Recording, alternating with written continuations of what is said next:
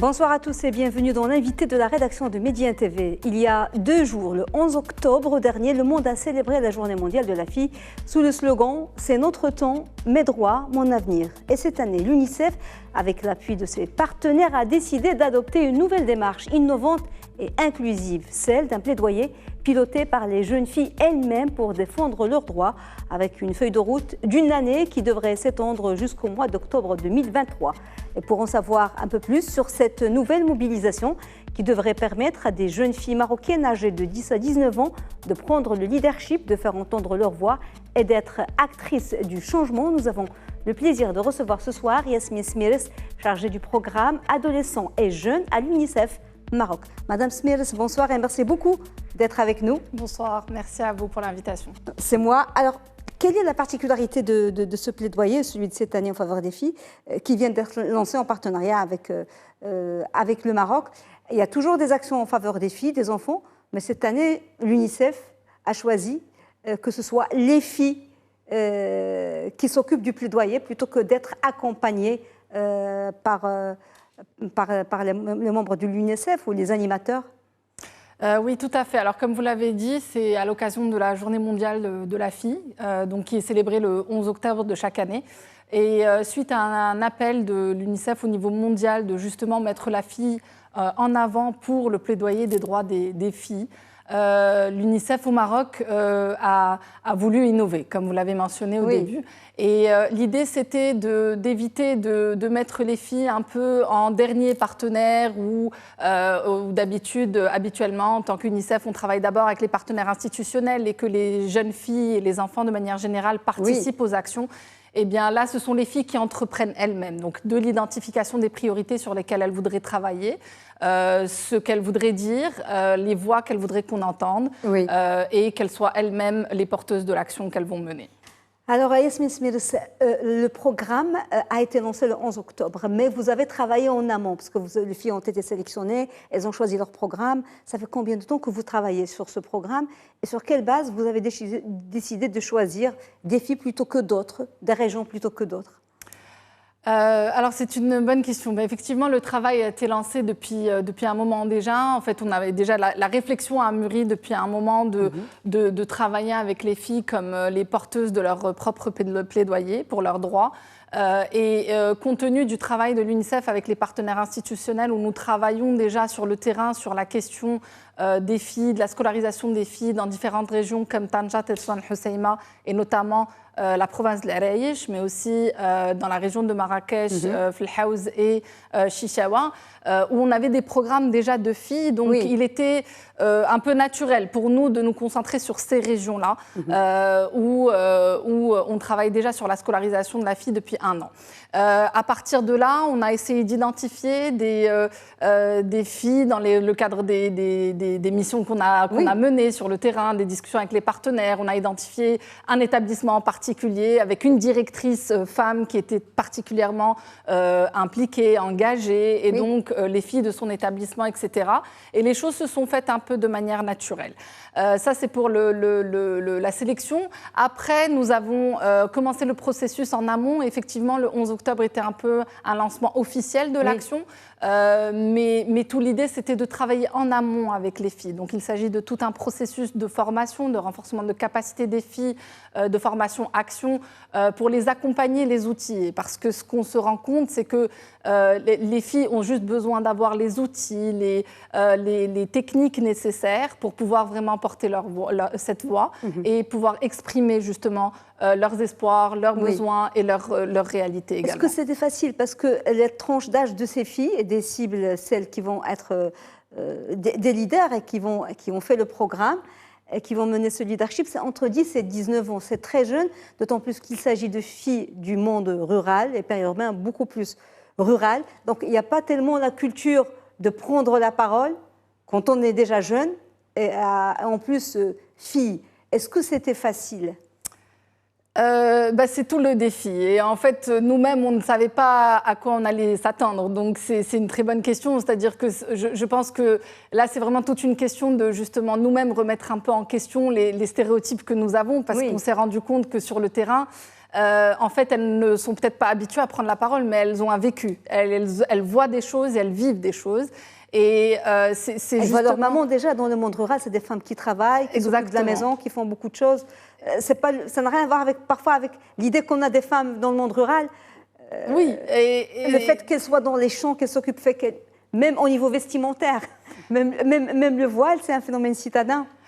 Oui, et puis c'est aussi en fait, c'est juste de les aider à traduire leur réalité. Parce qu'en fait, les problématiques, elles les connaissent mieux que nous, mieux que vous et moi, mieux que n'importe qui, même les institutionnels. Donc, c'est simplement de les accompagner à mettre des mots sur ces choses-là, de pouvoir prendre confiance en elles. Et donc, pour ça, ce sont des simples outils qu'on va leur transmettre, un accompagnement, une facilitation. Donc, c'est des ateliers réguliers qu'on a tenus avec elles, avec nos partenaires institutionnels qui sont sur le terrain et qui les accompagnent, que ce soit le ministère de l'Éducation nationale, du préscolaire et du sport, leurs enseignants, qu'on doit aussi également Ça va se faire au sein des établissements scolaires ou dans d'autres lieux ? Alors, pas seulement les établissements. On a les établissements scolaires, mais on a aussi des filles des écoles de deuxième chance, donc qui sont dans des associations davantage, mais aussi des organisations de la société civile partenaires sur le terrain. Alors, l'UNICEF a choisi cette fois-ci d'endosser le rôle de facilitateur et d'accompagner ces filles. Comment ça va se décliner ce travail tout au long de l'année? Est-ce qu'il y a des ateliers réguliers? Est-ce que vous avez déjà un agenda? Est-ce que c'est une fois tous les mois? Et combien de filles, s'il y a un nombre plus ou moins, seront ciblées et concernées par ce programme? Alors, en fait, d'abord pour commencer, donc le rôle de facilitation, c'est un peu le rôle que joue l'UNICEF de manière générale dans les programmes que nous mettons en œuvre. Donc, nous travaillons souvent à la mise en œuvre de programmes intégrés et dans lesquels on facilite, on coordonne un petit peu entre les différentes parties prenantes. C'est un peu ce même rôle-là que l'UNICEF se voit jouer dans l'accompagnement de ces filles. Donc, les filles ont déjà travaillé donc, sur l'identification des priorités. Que je vais mentionner, donc qui sont la scolarisation de la fille rurale, et ça aussi c'est vraiment quelque chose qu'elles ont elles-mêmes identifié. C'est ce qui revient le plus souvent comme prioritaire pour elles. Tout à fait, en plus de la question de la santé mentale, qui est aussi quelque chose... Elles parlent beaucoup de santé mentale. Tout à fait, et parce qu'elles ont identifié la santé mentale comme étant un point, une question de base pour pouvoir accéder à d'autres droits, comme vraiment étant la base, parce que la femme justement et la fille subissent énormément de pression et que cette pression doit être diminuée, que la fille dispose d'une santé mentale équilibrée qui lui permettent vraiment d'évoluer pour défendre ses droits, accéder à son éducation, etc. Donc ce sont ces deux priorités-là. Et à l'issue de l'identification des priorités, donc un plan d'action a été effectivement développé par les filles elles-mêmes et dans lequel on a plusieurs étapes clés. La prochaine grande étape qu'elles ont identifiée étant le 24 janvier comme étant la journée mondiale de l'éducation, mais aussi le 8 mars comme étant la journée mondiale de la femme, et aussi également le 25 mai comme la journée nationale des droits de l'enfant. Donc tout ça, ce sont des étapes clés qui sont prévues et auxquelles les filles, pour lesquelles les filles préparent, travaillent. Justement, j'allais vous demander, elles sont en train de préparer, elles travaillent comment prendre la parole, comment défendre leurs droits. En tout cas, ces dossiers qu'elles ont érigés comme prioritaires, mais sûrement d'autres. Mais in fine, à quoi servira ces plaidoyers? Est-ce qu'elles doivent le faire devant des institutions, devant un public? Alors, elles ont elles-mêmes identifié les tactiques qu'elles voulaient utiliser. Donc, justement, avec nos collègues, donc, elles ont eu le droit à cette formation action en technique de plaidoyer, justement, qui leur a permis de comprendre un petit peu, justement, ce que c'est qu'une stratégie, une tactique, etc. Et elles ont identifié plusieurs points d'entrée. Donc, parmi les points d'entrée, c'est ceux à quoi vous faisiez référence, donc des institutionnels, des acteurs locaux qui peuvent se mobiliser avec elles. Donc elles ont identifié, par exemple, les directeurs provinciaux de l'éducation, les directeurs provinciaux au niveau de la santé, des habous, des mochidettes avec lesquels elles pourraient travailler, etc. Et donc, l'idée, c'est vraiment... L'UNICEF, justement, faciliterait tous ces contacts, la préparation, mais aussi la mise en contact avec tout cet écosystème. Oui, pour donner des exemples, par exemple, elles pourraient elles-mêmes être en groupe, être une force et aller demander ou exiger un transport scolaire, des latrines, des choses de ce genre. Par exemple, en fait, elles ont évoqué... Elles n'étaient pas conscientes, avant qu'elles pouvaient le faire, qu'elles avaient ce droit d'aller demander, de faire un plaidoyer. Non, pour la plupart, ça paraît loin. C'est tout le. Mais justement, elles connaissent quels sont ces besoins. Mais par exemple, ce qui va ressortir beaucoup, ce qui est ressorti beaucoup de nos discussions avec elles ou des présentations qu'elles ont pu faire, c'est la question des internats. Par exemple, du Talibad, qui sont dans des États qui n'encouragent pas, par exemple, leurs parents à les envoyer à l'école, mais aussi leur crainte, elles, à intégrer une Dar Taliba où elles sont loin de leur famille, etc. La question du transport scolaire. La question des latrines, des toilettes, tout simplement, qui est primordiale pour des adolescentes qui arrivent à la puberté, etc. Donc, toutes ces questions-là, ce sont des choses qu'elles ont cherché à documenter. Elles se sont informées auprès de leurs pairs. Elles ont fait des questionnaires, elles ont collecté de l'information, elles ont recherché, elles ont cherché des chiffres au niveau d'avoir des sources de données, le HCP, d'autres institutions qui peuvent vraiment donner de l'évidence à ce qu'elles vont défendre auprès des institutionnels. Absolument. Yasmine Smels, on va voir quelques vidéos que vous avez tournées avec des filles de 10 justement à 19 ans où elles prennent la parole. On va poursuivre notre entretien. لا للعنف ضد الفتاة، لا للعنف الجسدي، لا للعنف اللفظي، لا للتحرش، بغينا الحماية. بغيت نقول لكم انه كاين بزاف ديال الناس اللي مستعدين يعاونونا، خاصنا غير نعليو صوتنا ونوعوا بحقوقنا، هذا هو وقتنا، علاش حتى نضيعوهم بين يدينا. واخا تقيتي لي سنت مازير يخصك تساود في حقوقك. هذا وقتنا، حقوقنا، مستقبلنا. Alors on a vu 3-4 petites vidéos, mais il y en a beaucoup plus. Et ce sont celles que vous avez enregistrées, mais il y a déjà une force et une détermination qui se dégagent. La petite fille, la première, elle doit avoir quel âge? 10-11 ans. Ouais, 6e année primaire, donc 10-11 ans, ouais, tout à fait. Et elle est issue du milieu rural, ouais. Oui. Voilà, Qsr El Kbir, donc du rural, et donc d'un quartier où elle n'a pas forcément accès à ce genre d'environnement. Donc pour faire référence à ce que vous disiez, c'est vraiment de l'accompagner et de faciliter tout ce processus et ces techniques-là. Est-ce que vous avez un petit chiffre? Combien de filles seront concernées par ce programme? En tant que leader, on peut dire que c'est une vingtaine pour l'instant qui sont identifiées pour être vraiment les acteurs de changement au niveau communautaire. Mais ce qui est attendu, c'est que justement ces filles-là portent la voix de tout un autre tas de filles qui sont touchées par d'autres programmes sur lesquels nous travaillons donc, sur le terrain, puisqu'elles-mêmes sont ciblées par les programmes que nous mettons en œuvre grâce à l'ensemble de nos partenaires, que je tiens à remercier d'ailleurs ici, donc que ce soit la Principauté de Monaco, la coopération belge, et qui nous accompagnent justement sur ces priorités nationales qui sont importantes pour notre pays. Alors, d'après les derniers chiffres, et on le voit dans votre communiqué, quelques 600 millions de jeunes filles sont concernées par des difficultés d'accès à l'éducation, à la santé dans le monde. Et les choses ne se sont pas malheureusement améliorées avec la crise sanitaire, avec les changements géopolitiques, parce que chaque fois qu'il y a une crise, les femmes et les filles sont les premières impactées, parce que c'est les premières fragiles. Justement, comment cette crise sanitaire et puis la sécheresse, parce que c'est le monde rural, on voit c'est une année de sécheresse et une deuxième, on espère qu'il va pleuvoir, mais bon.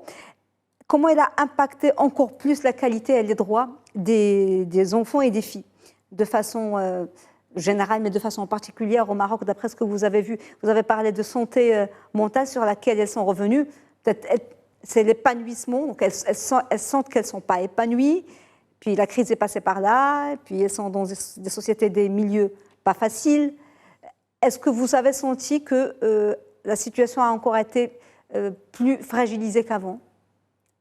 Bien, je pense qu'aujourd'hui, il est naturel de dire que le Covid a eu un impact à tous les niveaux. Ça, c'est une certitude. Je pense que même d'après les derniers chiffres que nous avons eus du HCP sur l'analyse de l'évolution des inégalités, clairement, on constate un recul au niveau des revenus, au niveau des ménages, au niveau du niveau de vie.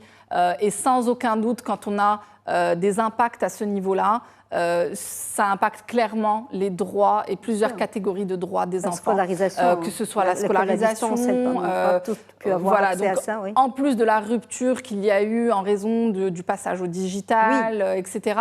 Donc tout cela aura naturellement un impact sur les droits de l'enfant. Vous y avez fait référence également, la sécheresse, les changements climatiques, tout ça ne peut pas être neutre sur la question des droits de l'enfant. Ceci étant, je pense que l'UNICEF, mais aussi l'ensemble des partenaires ont reconnu que le gouvernement marocain a fait énormément d'efforts pendant la crise du Covid pour répondre et pour diminuer l'impact de cette crise Covid. Mais clairement, les défis sont encore énormes. Aujourd'hui, beaucoup d'enfants ne sont pas retournés sur les bancs de l'école depuis la crise du Covid. Mais nous avons tout de même des ambitions très fortes pour 2035, à horizon 2035. Il y a eu un décrochage après ces 2 ans-là? Aujourd'hui, on n'a pas de chiffres clairs, mais clairement, il y a des enfants qui ne sont pas retournés, ou en tout cas qui sont retournés avec des lacunes assez importantes en raison d'une rupture qui a duré que quelques mois complètement, mais une année perturbée scolairement, et qui font qu'aujourd'hui, c'est difficile pour eux de rattraper. Difficile de rattraper et de revenir complètement. Alors, il y a, malgré les efforts que vous avez cités, les quelques réformes engagées ces 20 dernières années, l'équité n'est pas pour demain. C'est pour ça que vous avez choisi de cibler le programme sur les filles, beaucoup plus que sur les garçons, même si tous les enfants sont concernés. Alors, l'UNICEF, vous avez donné un chiffre, vous allez nous en parler. Oui. Exactement. Alors, l'UNICEF, de par notre approche droits humains et équité, nous ciblons les plus vulnérables. Et ce que nous pouvons constater, c'est qu'effectivement, les plus vulnérables sont généralement les filles. Donc, pour ne citer que quelques chiffres, on constate que parmi, par exemple, les jeunes NEET, ce qu'on appelle les NEET aujourd'hui, donc les NEET, qui sont les jeunes qui sont ni en emploi, ni en éducation, ni en formation, qui représentent près du quart de la population aujourd'hui des jeunes, on constate que les 3/4 sont des filles aujourd'hui.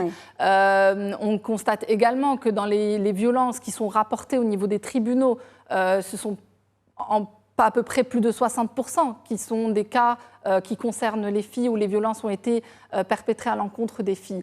Donc tout ça, ce sont des chiffres qui nous montrent que c'est pas qu'on néglige les garçons, loin de là, puisque la plupart des revendications que vont avoir les filles vont aussi impacter les garçons. Quand on demande des toilettes dans les infrastructures, dans les établissements scolaires, quand on demande du transport, quand on demande des internats, des djur talib, talibans, ça touche l'ensemble des catégories des enfants, qu'ils soient garçons, filles, mais ça touche surtout les populations les plus vulnérables pour ne laisser personne pour compte. Vous m'avez dit que vous avez été étonnée pendant ces ateliers avec les filles parce qu'il y avait des garçons qui prenaient aussi la parole et qui trouvaient, vous avez dit, anormal que ce soit que les filles qui parlent de leurs droits et ça en milieu rural.